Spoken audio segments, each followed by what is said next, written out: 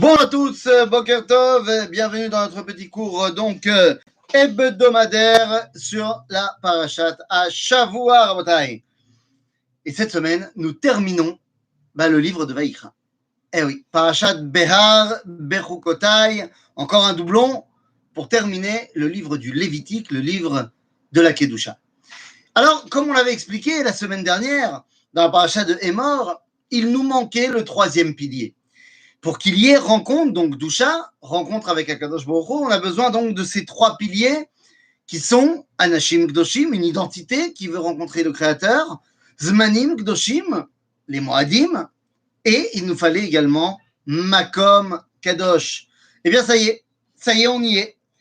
On y est. La rencontre peut enfin avoir lieu puisque la paracha de Behar a pour rôle de nous expliquer quelle est la Kedusha intrinsèque qu'il y a à la terre d'Israël. Et j'aimerais ici dire la chose suivante. Puisque c'est de cela qu'on va parler dans la paracha. La paracha nous parle de toutes les mitzvot atluot ba'aretz, à commencer évidemment par la Shemitah. Maintenant, la question se pose. Effectivement, pourquoi est-ce qu'on va donner ces halachot-là maintenant au Mont Sinaï, alors qu'elles n'auront d'intérêt véritable que lorsqu'on va rentrer en Eretz Israël? Eh bien, la vérité, c'est que d'abord, toutes les mitzvot n'auront un intérêt véritable que lorsqu'on va rentrer en Eretz Israël. Eh oui, les mitzvot, à la base, sont faites pour Eretz Israël. Mais là, on parle de cette mitzvah-là qui est la plus représentative du rapport avec la terre d'Israël. Et donc, eh bien, on peut se poser la question, Ma'inyan Shemitah etzel Har Sinai, pourquoi est-ce que la paracha s'ouvre en nous disant que, eh bien, les lois de la Shemitah vont être données au Har Sinai? Eh bien, la réponse est très simple. L'homme échané, quel est le sujet? Quelle est la mitzvah? Tout vient du Har Sinai. Pourquoi est-ce que on enfonce une porte ouverte? Pourquoi avoir besoin de le rappeler que toutes les mitzvot viennent d'Akadosh Baruch Hu? Enfin, ça paraît évident. Eh bien, c'est pour une raison très simple. Il y a des mitzvot qui peuvent se pratiquer concrètement n'importe où. Et il y en a d'autres qui ne peuvent pas se pratiquer n'importe où. Lorsque le peuple juif va partir en exil, est-ce qu'il va prendre avec lui dans ses valises le Shabbat? Bien sûr que oui. La cacheroute? Bien sûr que oui. Tarata Mishpacha? Bien sûr que oui. Mais il ne pourra pas prendre dans ses valises les mitzvot atliot ba'aretz, toutes les mitzvot qui sont en rapport avec la terre. Et il va vivre en exil. Il va vivre longtemps en exil. Et il pourrait se dire que finalement, ce n'est pas nécessaire. Qu'on a bien réussi à être juif sans la terre d'Israël. On a réussi à avoir un judaïsme florissant sans la terre d'Israël. Donc, c'est que finalement, ce n'est pas nécessaire pour accomplir notre identité de juif. Voilà ce à quoi on pourrait imaginer. Voilà ce à quoi on pourrait s'attendre après 2000 ans d'exil. Y aurait-il une possibilité de voir cela dans les faits? Qu'il y ait des gens qui pensent qu'on peut vivre un judaïsme plein et entier là-bas? Eh bien, c'est pour répondre à toutes ces questions que la Torah nous dit Inyan Shemitah, c'est Behar Sinai. Comme Shabbat, c'est Behar Sinai. Comme tout le reste, c'est Behar Sinai. C'est une identité complète qui s'appelle le judaïsme. Il t'en manque une partie, eh bien, elle est incomplète. Ça ne veut pas dire que tu ne peux pas survivre, mais elle n'est absolument pas idéale. Et de la même façon qu'on a dit la semaine dernière qu'on ne peut pas imaginer d'être remplacé par une autre identité, l'identité que Dieu a choisie, c'est le peuple d'Israël. De la même façon qu'on ne peut pas imaginer que le moment de rencontre avec Dieu, ce ne sera plus Pessah, mais ce sera Noël. Non. Eh bien, on ne peut pas imaginer un endroit qui serait plus propice au dévoilement divin que l'endroit que Dieu a choisi. La paracha de Behar, en fait, nous explique que sans le rapport, sans on va dire le lien indéfectible avec cette terre d'Israël, eh bien, l'identité d'Israël ne peut s'exprimer. D'ailleurs, je ne pourrais que vous dire cela au niveau mathématique. Au niveau mathématique, Rabotai, Si, prenons un exemple, vous êtes en même temps un homme, une femme, un Cohen, un Lévi, un Israël, un riche, un pauvre, je crois que j'ai tout fait. Et que donc vous êtes tous ça en même temps, et que vous habitez à Paris, à New York, eh bien, on ne pourra réaliser qu'au mieux une centaine de mitzvot sur les 613. Pourquoi? Parce qu'il y a encore une centaine de mitzvot qui dépendent d'être simplement en terre d'Israël, et tout le reste dépend du Beth Amikdash, qui lui aussi dépend d'être en terre d'Israël. En d'autres termes, l'écrasante majorité des mitzvot ne peut pas être réalisée en Chutz La'aretz. Et donc, ça veut dire que, c'est quoi les mitzvot? C'est le moyen de nous rattacher à Dieu. Eh bien, une grande partie de notre possibilité de nous attacher au divin nous est impossible tant qu'on n'a pas le troisième pilier. Donc, une fois qu'on l'a, c'est bon. On a Kdushat Adam, Kdushat Azman, et Kdushat Makom, la Kdusha dans l'homme, dans le temps et dans l'espace, c'est bon. Nachon, c'est bon. Et c'est pour cela que la paracha de Bechukotai a pour rôle de nous dire, ok, alors maintenant que c'est bon, voilà ce que tu vas faire. Voilà l'objectif. Tu as rempli le rôle de la Kedusha, iné, au boulot. Tu as de quoi être kadosh. Donc, vous avez dit, sois-le. Mais c'est quoi la Kedusha? Où est-ce qu'il faut la mettre en place, la Kedusha? Est-ce que la Kedusha, il faut la mettre en place dans un monde spirituel? Eh bien, pas du tout. Et c'est là que s'ouvre la paracha de Bechukotai. Et la paracha de Bechukotai, en fait, montre qu'elle n'est absolument pas d'accord avec la tradition rabbinique. Qu'est-ce que ça veut dire? La Torah ne serait pas d'accord avec la tradition rabbinique? Non, je m'explique. Quand vous demandez à un rabbin, depuis 1800 ans à peu près, quel est l'idéal du juif? Eh bien, l'idéal du juif, c'est d'arriver au Olam Haba. C'est d'ailleurs ce qui semble être l'enseignement de la Mishnah, quand on dit Kol Israël Shlem Chelek Le'Olam Haba, dans la Mishnah dans Perek Chelek de Maseret Sanhedrin.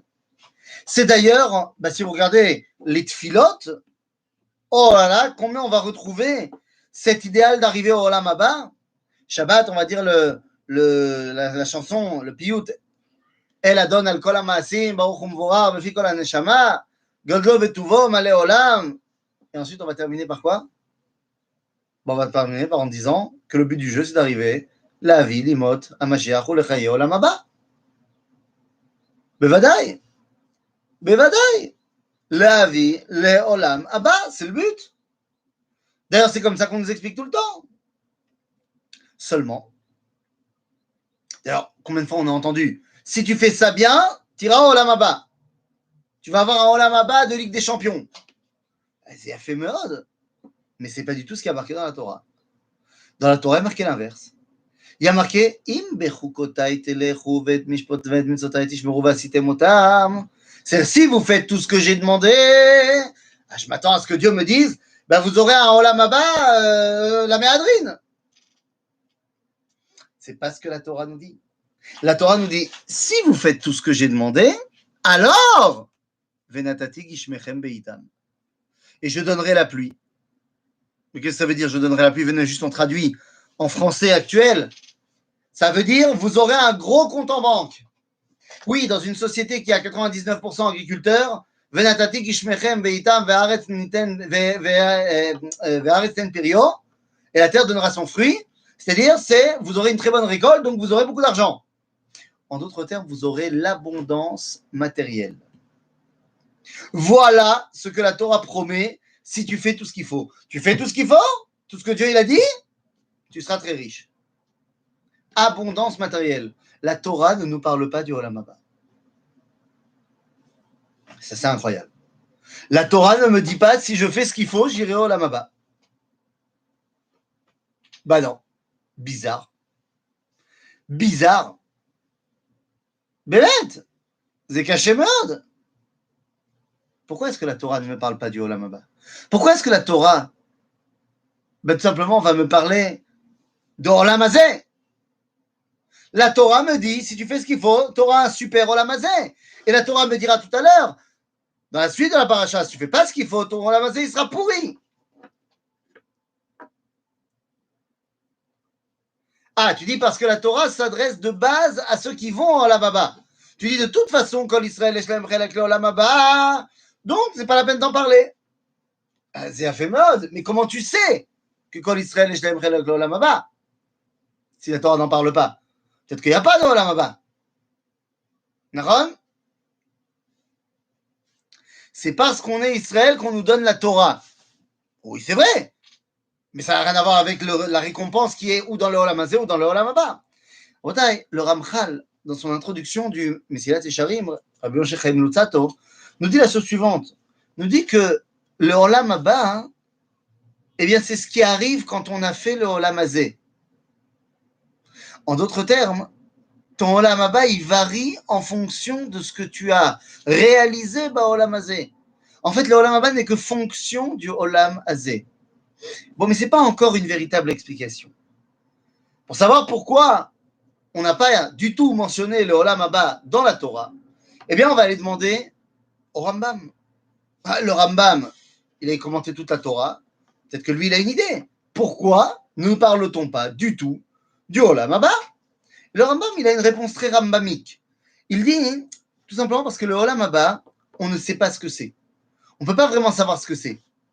Et donc, comme on ne peut pas vraiment comprendre c'est quoi le Olam Haba, eh bien, la Torah ne parle pas de choses qu'on ne peut pas comprendre. Donc, la Torah ne nous parle pas du Olam Haba, elle va par contre nous parler du moyen d'y arriver, c'est-à-dire nous parler de la Chokhmah. C'est le moyen d'arriver au Olam Haba. Donc, pour le Rambam, c'est une explication qui est très concrète. Il dit, comme on ne peut pas comprendre exactement de quoi il s'agit, c'est pas la peine d'en parler. Rabbi Yehuda Halevi, dans le Sefer HaKuzari, lui va dire quelque chose de complètement différent. Il dit, tu sais pourquoi on ne parle pas du tout du Olam Haba dans la Torah? Ben, je vais te dire. Ben, c'est parce qu'on s'en fout. Et voilà. Nous dit Rabbi Yehuda Halevi dans le Kuzari, parce qu'on s'en fiche du Olam Haba. Et là, je peux répondre à ce que tu disais. Pourquoi on s'en fiche? Ben, on peut dire parce que de toute façon, on va y aller. Mais parce que ce n'est pas ça qui est important. C'est sympa de savoir qu'il y a le Olam Haba. Mais Akadosh Baruch Hu nous a mis Baolam Hazé. C'est qu'il veut qu'on bosse Baolam Hazé. S'il avait voulu qu'on fasse quelque chose Baolam Haba, il nous aurait mis Baolam Haba.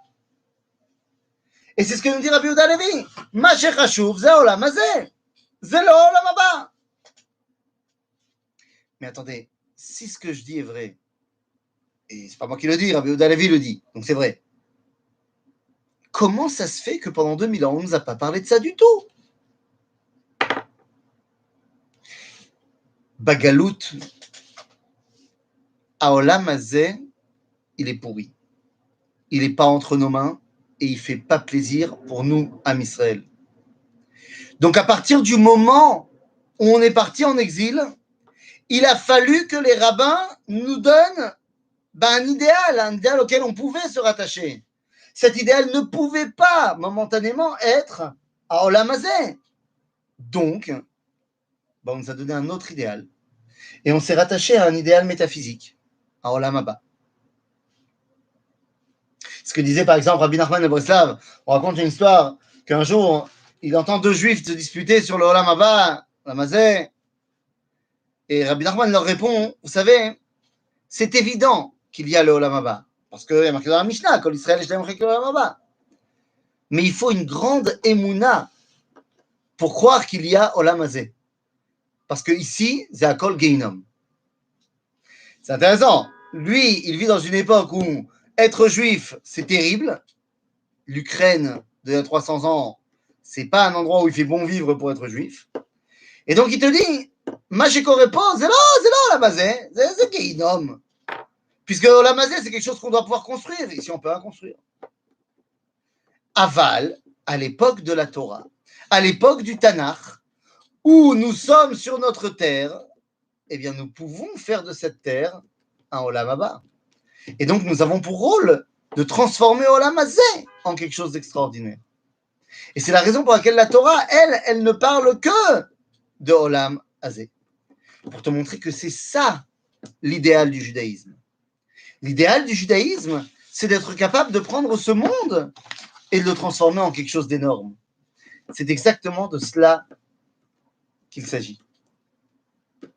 Et la Torah continue en nous disant Aval. Si tu fais pas ce que tu as à faire ici, si tu pars en cacahuète, ve'im bechukotai lo telechu, alors, eh bien, la parashat de Bechukotai est une des deux parachutes de malédiction. La parashat de Bechukotai et la parashat de Kitavo. Les 48 malédictions de la parashat de Bechukotai sont en fait tout ce qui nous attend si jamais on part en cacahuète. Et la pire des malédictions, c'est l'exil. Et j'appuie là-dessus pour une raison très simple. À force d'avoir vécu 1800 ans en exil et d'avoir survécu à 1800 ans d'exil, on a pu arriver à des idéologies complètement absurdes comme quoi l'exil, c'était pas si grave. Alors, l'exil, c'est une malédiction. Zélo tov d'être en exil. Des fois, on n'a pas le choix, c'est sûr. Donc, on fait avec, pas de problème. Mais à aucun moment, tu ne dois pouvoir imaginer que c'est un idéal. Il y avait un rabbin Talmid Chacham à 100%, Ish Kodesh Kodashim à 100%, complètement dévoué à sa communauté, à sa Torah. Et on ne peut pas lui reprocher cela du tout, mais qui malheureusement a très mal compris l'histoire. Il s'appelait Reb Elchanan Wasserman Zatzal. Reb Elchanan Wasserman qui a refusé d'abandonner sa communauté pendant la Shoah, mais qui d'un autre côté leur a dit qu'il ne fallait pas partir, et certainement pas en Eretz Yisroel. Reb Elchanan Wasserman était complètement opposé à l'idée du sionisme, mais complètement. Il a écrit un livre qui s'appelle Kovetz Ma'amarim, qui est malheureusement truffé d'erreurs, pas au niveau de Torah, c'est pas ça le problème. Il peut avoir une idée qui n'est pas la mienne, mais truffé d'erreurs au niveau historique de ce qu'il raconte sur le sionisme. C'est malheureux. On voit qu'il a été très très mal informé. Et Reb Elchanan Wasserman va émettre une théorie. Et il dit tout simplement, l'exil ne nous a fait aucun tort.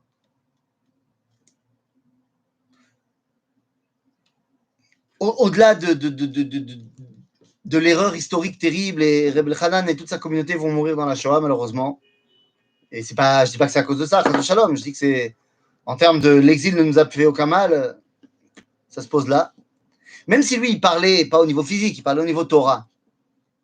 Il faut comprendre une chose. Le Rav Tzvi Udakouk va répondre au Kovetz Ma'amarim et va répondre que toutes les svarot du monde, toutes les réflexions du monde ne peuvent pas aller contre un verset évident.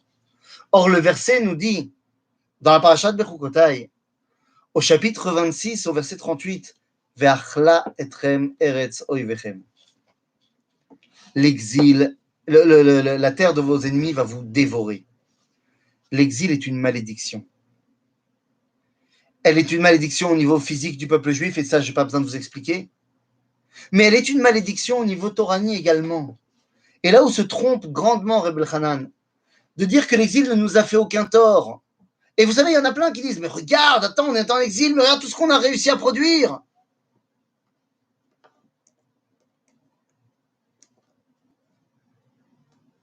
Mais c'était une erreur.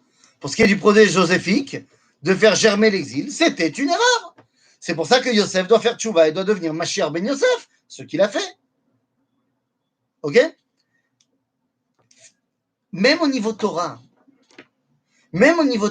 c'est terrible de dire cela. Et même quand tu dis, mais regarde le Talmud et les rabbanim et tout ça. Le Talmud, les rabbanim, tous les grands rabbins qui ont parlé en exil, Zelamrot à Galout. C'est en dépit de l'exil, ils ont réussi quand même à sortir ça. T'imagines ce qu'ils auraient sorti s'ils n'avaient pas été en exil? Et ça, c'est pas moi qui le dis. Même si c'est pas moi qui le dis. Le Gaon de Vilna dit tout simplement, à propos de la Gemara, il y a une Gemara dans la Masechet Regia, à la page 5, qui dit la chose suivante. Chez Israël, bechutz haaretz, en lecha bitul Torah gadol misé. C'est la Gemara de Babylone, te le dit, elle le sait très bien. Elle dit, il n'y a pas de plus grand bitul Torah que le peuple juif en exil. Et le Gaon de Vilna donc dira, dans son commentaire du Sifra d'Itzniuta, il dit que il ne comprend rien à la Torah à cause de Vilna. Dit ça le plus grand rabbin de son époque sans aucun débat possible. En malasot. Lorsqu'il y a le verset de la Megillah de Eicha qui dit Ki bemecheshakim oshivani ki mete olam. Je vous ai mis sur cette terre comme des morts vivants. Le Talmud de Babylone, dans le traité de Sanhedrin, à la page 24, dira Ze Talmuda shel Bavel. C'est le Talmud Bavli, c'est un mort vivant. C'est l'osé. Rabbi Nachman lui dit lui-même, après son besoin, Nachon. Mais c'est pas que Rabbi Nachman qui te dit cela. Rabbi Nachman n'a fait que reproduire ce qu'avait fait Rabbi Zera. Rabbi Zera, quand il est arrivé en Eretz Israël, c'est une histoire assez incroyable, on racontait dans le Talmud. Rabbi Zera raconte qu'il venait en Eretz Israël et qu'il avait faim. Il a été au chouk. Et qu'au chouk, il a acheté, je sais pas, des cornichons, on ne dit pas exactement quoi. Et le vendeur reconnaît son accent babylonien. Et il lui donne ses cornichons et lui dit Tiens, allez, dégage, babylonien, je te hais. Rabbi Zera, il dit Comment ça, je te hais? Il dit Oui, c'est à cause de gens comme toi qui n'êtes pas revenus directement avec Ezra et Nehemia qu'on n'a pas eu une grande Géoula comme à l'époque de la sortie d'Égypte. Bon, Rabbi Zera, il se dit Bon, il n'a pas toute sa tête, c'est un vendeur de cornichons, qu'est-ce qui lui arrive? Et il va en rentrer un peu plus tard dans le Beth Midrash de Rabbi Chia. Et Rabbi Chia raconte exactement la même histoire, que si nous n'avons pas eu de grande Géoula au deuxième temple, c'est à cause de tous les Juifs qui sont restés à Babylone. Et à ce moment-là, le Talmud nous dit que Rabbi Zera, il a décidé de faire un jeûne de 100 jours pour oublier la Torah qu'il avait appris en Babel et pour que rentre en lui la Torah d'Eretz Israël. Rabotai, en malasot. L'exil a été la pire chose qui puisse arriver. On y a survécu parce qu'on a reçu une promesse de Dieu qui va nous faire survivre et qui va nous sortir d'exil. Mais il ne faut pas oublier que les restes de l'exil sont très durs à faire sortir.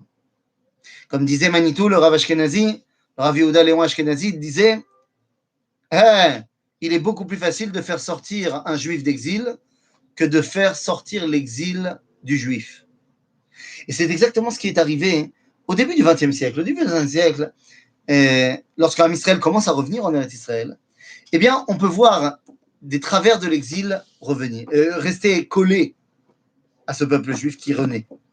Le Rav Kook, on est au début du XXe siècle, est une des figures de la Torah qui raccompagne cette résurrection. Mais il n'y a pas que des hommes de Torah, il y a également ce qu'on appelle des Anshe Ruach, des intellectuels. Parmi eux, il y a des écrivains. À l'époque, 99,9% des écrivains sont non religieux. Mais à l'époque du Rav Kook, il y a un écrivain religieux, il s'appelle l'écrivain Alexander Susskind Rabinovich. Hazar, c'était les initiales. Et il écrit une lettre au Rav Kook, dans laquelle il dit « Je suis outré de la littérature juive, car elle parle de tout et de rien, elle parle de paysages, elle parle d'amour, elle parle... C'est nul, ça c'est bon pour les goïms. La littérature juive doit parler que de choses énormes, de kodesh, de rattachement à l'infini. C'est de cela que doit parler la littérature juive. » Et le Rav Kook lui répond. Il lui dit « Ce que tu dis là est la preuve que les impacts de l'exil sont encore énormément ancrés en toi. Oui, en exil, on ne doit parler que de choses supérieures, car ce qui se trouve ici n'est pas de notre domaine. Mais c'est au contraire le rôle du peuple juif, lorsqu'il revient sur sa terre, de redonner à tous les éléments de la vie leur lien avec le saint, avec la Kedusha. Et donc, bien sûr qu'il faut parler de tous les sujets. Il faut en parler bien, évidemment, mais il faut parler de tous les sujets. Cette dimension d'être capable de sanctifier le quotidien, eh bien, c'est cela le projet de la Torah. C'est ce qu'on peut retrouver dans le livre de Ruth. Dans le livre de Ruth, on raconte une histoire, on nous raconte un petit peu le pédigré de celui qui est à l'époque de Ruth le Gdolador. Il s'appelle Boaz. Boaz est un chauffette, presque un prophète. Ah, Boaz, c'est un autre délire. Et qu'est-ce qu'on nous raconte sur lui? Eh bien, il y a un verset assez incroyable dans Ruth, au chapitre 3, verset 7, qui nous dit la chose suivante. Qu'est-ce qu'il fait toute la journée? On est en plein milieu de la saison de la récolte, de la moisson. Donc, Boaz va bosser dans ses champs. Et le soir, eh bien, on nous dit Vayochal Boaz Vayesht, Vayitav Libo, Vayelech Lishon al Ktsea Harema. Qu'est-ce que ça veut dire? À l'époque, tu fais ta moisson, mais tu en as pour des jours et des jours. Donc, le soir, tu ne rentres pas chez toi. Tu ne vas pas laisser ton champ qui vient d'être récolté tout seul. Donc, tu vas dormir dans le champ à côté de des amas de grains que tu as mis en place, de grains de blé que tu as mis en place. Bon. Et on dit Vayochal Boaz Vayesh, il a mangé, il a bu. Vayitav Libo, il a kiffé. Vayelech Lishon al Ktsea Harema. Et il a été dormir à côté du seau d'argent. Oui, les épis de blé, il va les vendre et c'est ça qui va lui donner de l'argent. Le Talmud va expliquer ce verset en disant Vayochal Boaz Vayesh, il a mangé un petit peu, il a bu un petit peu, Shiurim, Birkat Hamazon, Vayitav Libo Bedivrei Torah. Et comment est-ce qu'il a kiffé? Il a dit des Dvar Torah. Et ensuite, il a été dormir. Mais vite fait, pour être prêt à se lever pour Tikkun Chatzot, tout ça. Le Rav Kook écrit dans Shmoneh Kvatzim, il dit la chose suivante. Il dit, le problème du Talmud, c'est qu'il dit quelque chose qui n'est pas marqué dans le texte. Vayitav libo bedivrei Torah. C'est lo katuv. C'est lo katuv. C'est pas marqué qu'il a dit des divrei Torah. Il a dit le Rav Kook. Qu'est-ce qu'il nous dit, ce Chazal? Vayitav libo bedivrei Torah. Bien sûr, il a kiffé par ses divrei Torah, mais c'était quoi ces divrei Torah? Dit le Rav Kook, Shem mayu ha'achila ve'ashtiya atzmam.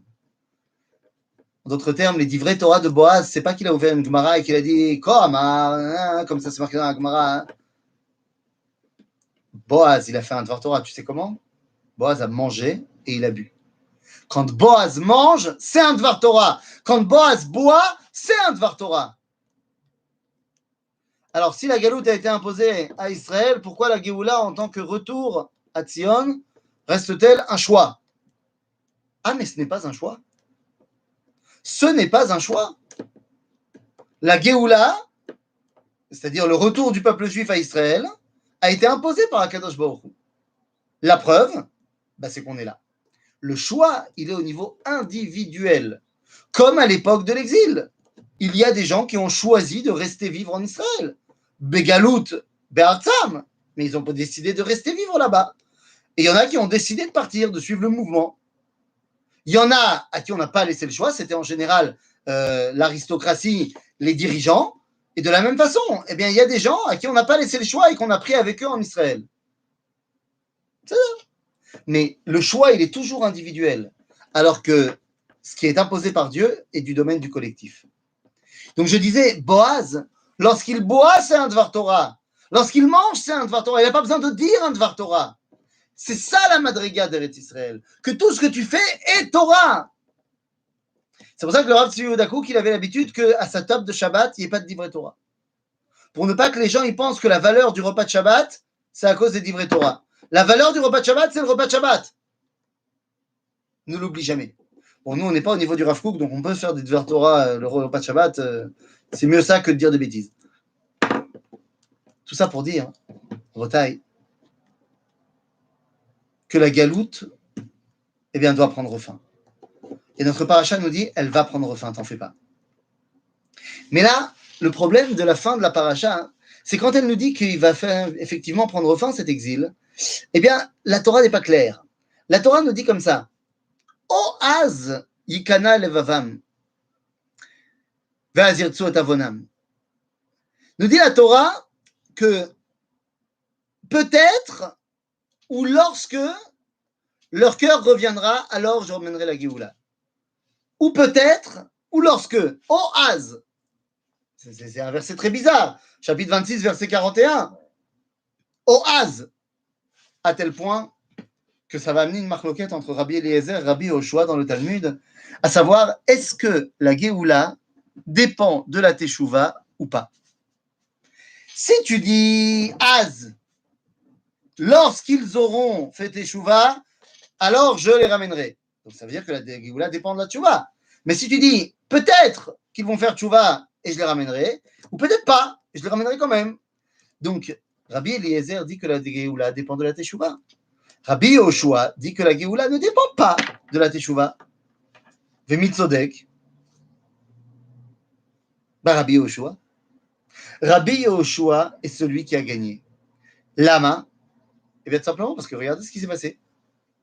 Tout le monde n'a pas fait tchouva, et pourtant, Dieu a amené la Géoula. Lama, bien tout simplement parce que Dieu veut emmener la Géoula pour une autre raison que pour nous faire kiffer. Dieu nous emmène la Géoula pour lui. C'est ce qu'on dit 3 fois par jour dans la Tfila. Umevi goel livne benehem leman shemo be'ava. C'est leman shemo. Pourquoi? Parce qu'on dit le prophète Yecheskel, שגדול שמי בגויים, אבל אתם מחללים אותו. מה זאת אומרת? Ça veut dire que nous dit le prophète Yecheskel que lorsque les goïms vont voir Am Israël bechutz al haaretz bagalut, ils vont dire Am Hashem ele ume'artzo yatzau. Il n'y a pas de plus grand chilul Hashem, nous dit le prophète, que Am Israël bagalut. Et donc Akadosh Baruch Hu, il en a marre que son nom soit mechulal bagoïm. Donc, eh bien, il emmène la Géoula. Il emmène la Géoula. La question est maintenant, ben voilà, j'ai un choix maintenant. Dieu a amené la Géoula. Est-ce que je vais décider de revenir vers lui pour pouvoir réellement réaliser le projet de cette Géoula? Oshelo. Eh bien, la réponse, elle est très simple. La réalité est en train de montrer que certes, Dieu nous a amené la Géoula, on ne le méritait pas, mais on est en train de le mériter. On est en train de le mériter. La Torah grandit. La terre d'Israël est repeuplée. Elle redonne ses fruits. En d'autres termes, nous sommes en train de mériter tout ce qui est en train de nous arriver. Oui, il est temps au sens individuel qu'on prenne conscience que nous avons également quelque chose à faire. Et oui, prat shehu tzarich li klal, ve klal shehu tzarich li prat. Klal Israël est rentré en Israël. Klal Israël a fait la Géoula. Est-ce que maintenant, toi et moi, on va décider d'y participer et de lui donner encore plus de grandeur? Eh bien, c'est à cela que Dieu attend que nous nous attellions. Le rôle de chacun d'entre nous aujourd'hui est de prendre une part active à la Hashlama, au complément de cette Géoula, pour que enfin nous puissions reconstruire le Beth Amikdash et enfin retrouver les 613 mitzvot pour avoir un contact entier avec Akadosh Baruch Hu, chose qui nous manquait depuis tellement longtemps. À bientôt les amis.